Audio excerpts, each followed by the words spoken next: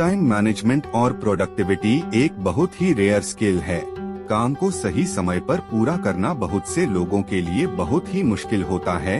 David Elon ने अपनी book getting things done में कुछ ऐसे तरीके बताए हैं जिसे फॉलो करके कोई भी टाइम मैनेजमेंट की यह रेयर स्किल सीख सकता है और अपने काम को सही समय पर पूरा कर सकता है, साथ ही साथ अपनी प्रोडक्टिविटी को भी कई गुना बढ़ा सकता है।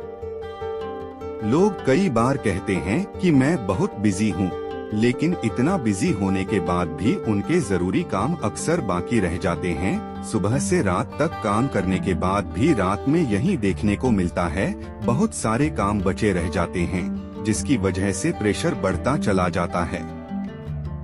हम हमेशा यही कोशिश करते हैं कि हम अपने सभी जरूरी काम सही समय पर पूरी कर ले, लेकिन बहुत कोशिश करने के बाद भी यह चीज पूरी नहीं हो पाती है। ऐसा तो बहुत से लोगों के साथ होता है। क्या आपके साथ कभी ऐसा हुआ है? अगर आपका जवाब हाँ है, तो आपको यह बुक समरी जरूर पढ़नी चाहिए, क्योंकि इस किताब में आपको ऐसे तरीके बताए गए हैं जिससे आप अपने इस परेशानी को ठीक कर सकते हैं। डेविड एलन ने अपनी किताब में 5 ऐसे तरीके बताए हैं जिसे फॉलो करके कोई भी अपनी प्रोडक्टिविटी बढ़ा सकता है। आपको क्या लगता है, अगर आप सुबह से लेकर रात तक काम करेंगे तो क्या आपको आराम करने का मौका मिलेगा? आप बोलेंगे नहीं, लेकिन ऐसा हो सकता है। हमें एक ऐसे सिस्टम की जरूरत है जो काम करने के बाद हमें रिलैक्स करने का भी मौका दे। आज हमारे काम करने का तरीका बदल गया है। हमारे ऊपर बहुत से जिम्मेदारी होती और हमें उन सभी को पूरा करना होता है, लेकिन कौन से काम को पहले करना है और कौन सा बाद में, यह समझ पाना ही कई बार बहुत डिफिकल्ट हो जाता है। इसकी वजह से दिन खत्म होते होते वह काम ही पूरा नहीं होता। इसीलिए अगर अपने काम में बदलाव लाना चाहते हैं तो सबसे पहले हमें खुद में बदलाव लाना होगा। आपको यह जानना होगा कि आप कौन सा काम करना चाहते हैं और ये काम करने के लिए आपको कौन कौन सी चीजों की जरूरत है। जब आप पहले से इस बात का पता लगा लेंगे कि आपको क्या करना है, तब आपका मन बेकार की चीजों में नहीं भटकेगा। अपने काम को सही समय पर पूरा करने के लिए आपको अपने फोकस को इंक्रीज करना होगा। ऑथर का तो यह भी कहना है कि आपको अपना फोकस लेजर की तरह शार्प कर लेना चाहिए, और यह काम तभी पॉसिबल हो पाएगा जब आपका माइंड पूरी तरह से क्लियर हो। अब तक आपने जितना भी पढ़ा, क्या उसे पढ़ते समय आपका मन भटक रहा है? अगर हाँ, तो जरूर आपके दिमाग में कोई ना कोई ऐसा काम बचा हुआ है जो आपके लिए जरूरी है और अब तक आपने उसे पूरा नहीं किया है। मान लीजिए आपके 10 काम बाकी है, तो आपका स्ट्रेस बढ़ जाता है। इस स्ट्रेस की वजह से आपका काम पूरा नहीं हो पाता है और आप बार बार चिंता करते रहते हैं। अगर आप मेरी बातों को रिलेट कर पा रहे हैं, तो आपको सबसे पहला काम यह करना है कि आप एक पेपर लीजिए और उसमें अपने दिमाग में चल रहे विचारों को लिख दीजिए।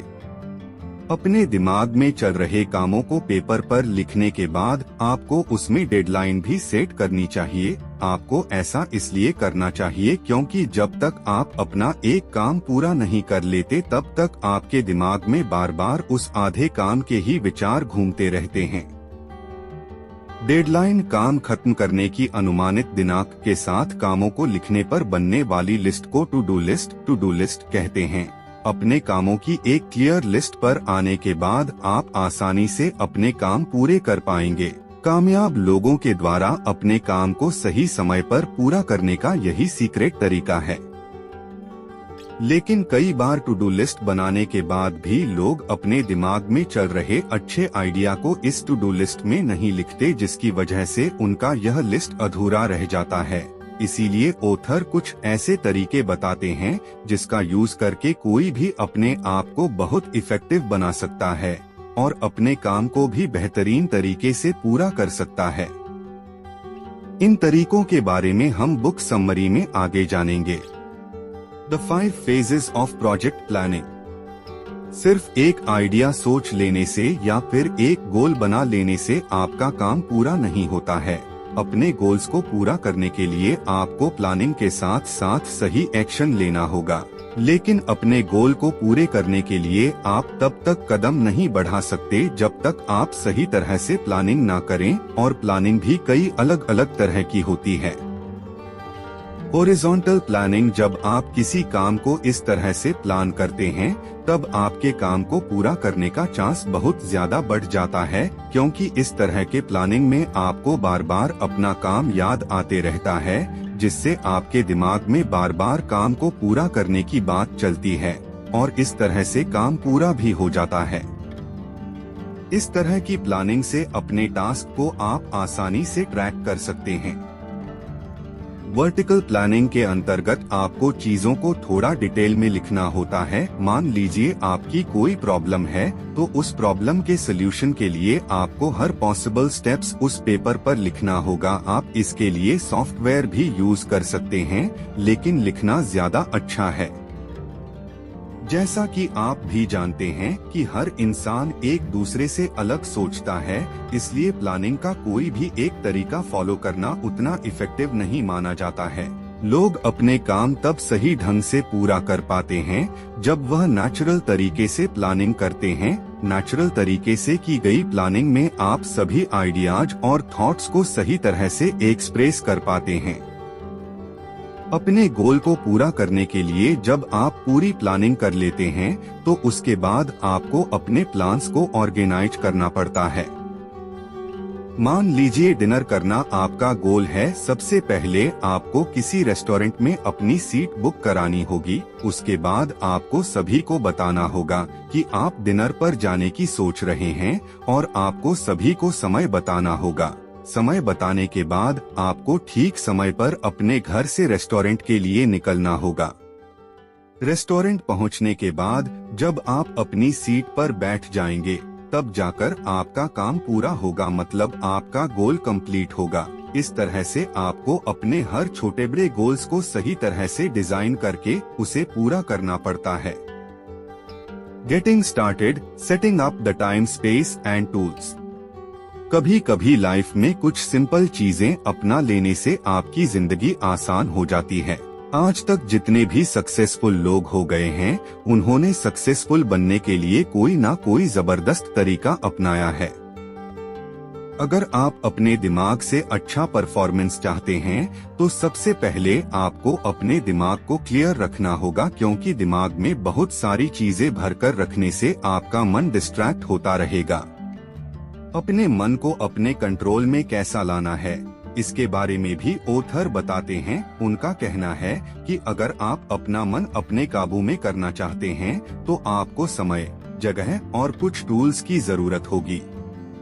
अपने मन को अपने कंट्रोल में करने के लिए जो तरीका लेखक बताते हैं, उसके लिए आपको कम से कम 2 दिनों की जरूरत होगी। इसलिए इस तरीके को अपने वीकेंड पर शुरू कीजिए। यहाँ जगह का मतलब आपके पास आपका एक पर्सनल डेस्क होना चाहिए जहाँ पर आप अपने काम को लिखकर ऑर्गेनाइज कर सकें।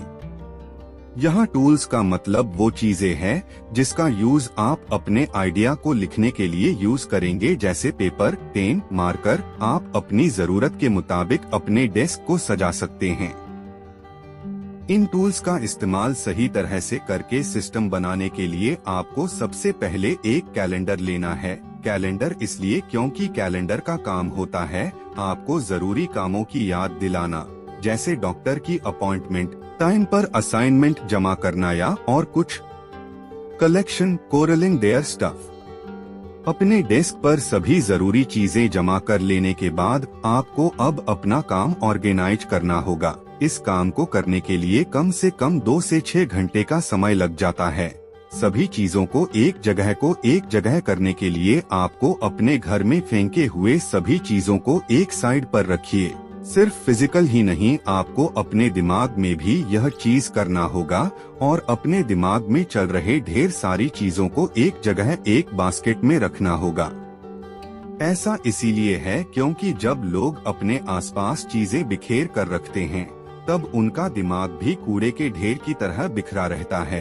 लेकिन चीजों को इकट्ठा करने के बाद आपको उसे सही तरह से ऑर्गेनाइज करना होगा। Processing getting into empty. पिछले चैप्टर में आपने जाना कि अपने अधूरे कामों को एक जगह करने के बाद आपको उसको या तो खुद पूरा करना है या फिर किसी और से करवाना होगा। मान लीजिए सारे कामों को इकट्ठा करने के बाद आपके सामने बहुत सारे काम आ गए हैं, तो ऐसे में आपको अब यह देखना होगा कि कौन सा काम आप खुद कर सकते हैं और कौन सा नहीं। कुछ काम बहुत ही मुश्किल होते हैं जो शायद आप ना कर सके। ऐसे में आपको अपने काम को उस इंसान से करवाना चाहिए जो उस काम में बेहतर हो। आपने बहुत सारे कामों में से कुछ काम को डेलीगेट कर देने से आपके पास सिर्फ वही काम बचेंगे जो आप कर सकते हैं। ऐसे में अब आपके सामने जो काम बैठे हैं उसके लिए आप प्लानिंग कीजिए और फिर प्लानिंग करने के बाद उसे ऑर्गेनाइज कीजिए, क्योंकि काम को प्लान करके ऑर्गेनाइज करने के क्या फायदे हैं वह तो हमने आपको पहले ही बता दिए हैं। साथ ही यह भी बताया है कि यह काम आपको कैसे करना है। Doing making the best action choice. काम को ऑर्गेनाइज करने के बाद आपको कुछ इस तरह से चीजें तैयार करनी होंगी कि आप कुछ स्टेप्स लेकर ही इसे पूरा कर सकते हैं। कैलेंडर में अपने काम लेकर पेपर में सही से प्लानिंग करके आप अपने सभी कामों को एक लाइन से सिस्टम के अनुसार या यूं कहें कि चैन बना लेते हैं। जब आप सिस्टम बना लेंगे तो आपको सभी कामों के बारे में सोचने की जरूरत नहीं होगी और आप सीधे उस काम पर फोकस कर पाएंगे जो आपके लिए अभी करना जरूरी है। हर काम को लिखने के साथ उसकी डेडलाइन सेट करने से आपका काम छोटे छोटे गोल में बदल जाएगा। और जैसा कि आप जानते हैं कि किसी बड़ी चीज को करना बहुत मुश्किल होता है, लेकिन छोटी छोटी चीजों को करना आसान होता है। जब आपके बड़े से बड़े गोल छोटे हो जाते हैं तब आप चीजों को आसानी से कर लेते हैं। शायद ऐसा हो कि हर दिन का काम लिखने की वजह से आपके पास पूरे कामों की फोल्डर तैयार हो जाए, लेकिन आपको उससे डरने की जरूरत नहीं है, क्योंकि यह हर दिन के काम है और इन कामों को पूरा करने के लिए आपको बस लिस्ट पर अपनी नजर गड़ा कर रखनी है। निष्कर्ष दोस्तों, इस बुक समरी में अपने जाना कि काम को कैसे छोटे छोटे गोल में डिवाइड करना है और उसे कैसे पूरा करना है, तो आप इस बुक में बताई गई जानकारी को फॉलो कीजिए और खुद को प्रोडक्टिव बनाइए और चैनल को जरूर सब्सक्राइब करें ऐसे एजुकेशनल वीडियो के लिए।